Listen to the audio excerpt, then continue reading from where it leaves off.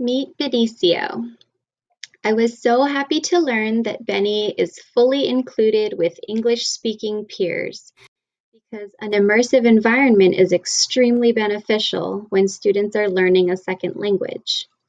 When I observed Beni as he was included in the day's activities, I was reminded of the videos we watched on the Creed website and how effective those small group teaching and learning strategies are in supporting inclusivity and encouraging discourse among students.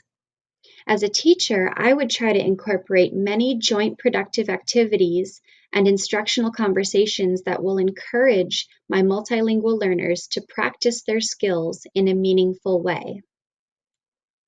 I was also very happy to learn about how Beni receives push-in support. In her lecture, Ms. Ofelia Garcia encourages the use of push-in services that will help support our multilingual learners while keeping them in the classroom with their English-speaking peers and keeping them involved with and accessible to the curriculum. In the library, I observed Beni as he peered over other students' shoulders to see what they were doing and what they were reading. He shared pictures from the book he was reading with others. In the library, sharing pictures with peers was the most interactive I've seen him. As his teacher and as a teacher of multilingual learners, it's important that I notice how Beni uses pictures to connect and communicate with others, because I can use this information to help me in my instruction, helping me to communicate with Beni and then helping Beni to communicate with others. It seems that Beni used the images he found in books as a common ground and was able to use those images as a tool to communicate and interact with his peers. Through this interaction, I learned that Beni is excited about everything paintball, and I can use this to my advantage by incorporating paintball-themed assignments into my curriculum. I could use his love for paintball to encourage his participation in many different assignments. At recess time, I watched Beni as he began imaginative play by himself and tried to include others. He seems like a really motivated and confident young man, and we learned that multilingual learners will acquire language more quickly when they have these qualities, because they're more willing to practice their target language with their English-speaking peers. During my observation, when the teacher asked students to collaborate, Beni didn't respond to his partner's attempts at collaboration. I wonder if that's because he was confused about what was going on. Beni sits at the very back of the classroom, the furthest student from the teacher. And I can imagine that a multilingual learner would have a very difficult time hearing and understanding what the teacher is asking him to do. I would support my multilingual learners by seating them close to the teacher so that I can support them more effectively. What resources does Beni have when he needs help? Beni especially loves working on the computer. The programs he uses incorporates many pictures and videos and has a wonderful audio option for when students have trouble reading. In the article, Effectively Incorporating Technology with English Learners, Eric Herman advises that the sites and apps our multilingual learners use should contain language scaffolds, such as pictures or videos that will help lower the linguistic demand while helping students to learn and understand important grade-level content, knowledge, and skills. These linguistic scaffolds help Beni and other multilingual learners to access the content without having them use up all of their cognitive resources. I didn't hear Beni speaking Spanish at all during my observation. Ms. Ofelia Garcia explains that it's important that students are able to use translanguaging as a linguistic scaffold in the classroom so that they use their resources and prior knowledge to show what they know and what they're capable of doing.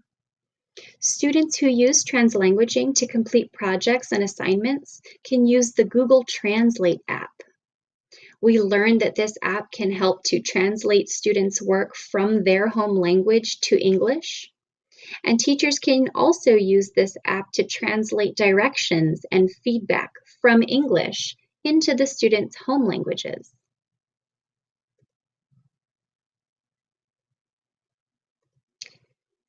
Not only does Beni use books and pictures to connect and engage with others, but he loves books in general.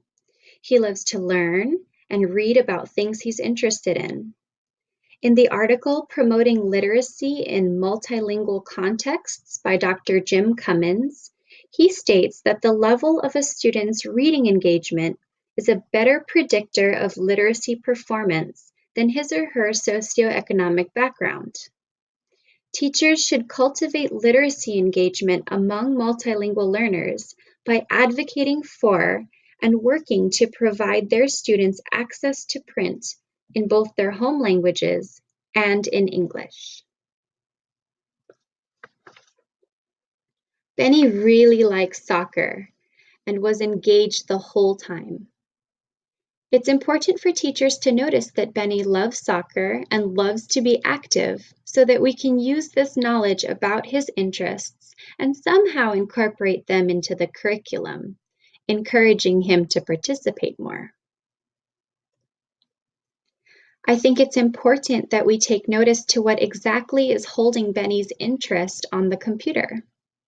Is it the fact that he's provided with pictures, videos, and auditory language scaffolds, and so he's able to persevere through the task? Is it because he's getting access to games and movies as completion rewards? Perhaps those together make him feel successful, and so he continues to chase that feeling.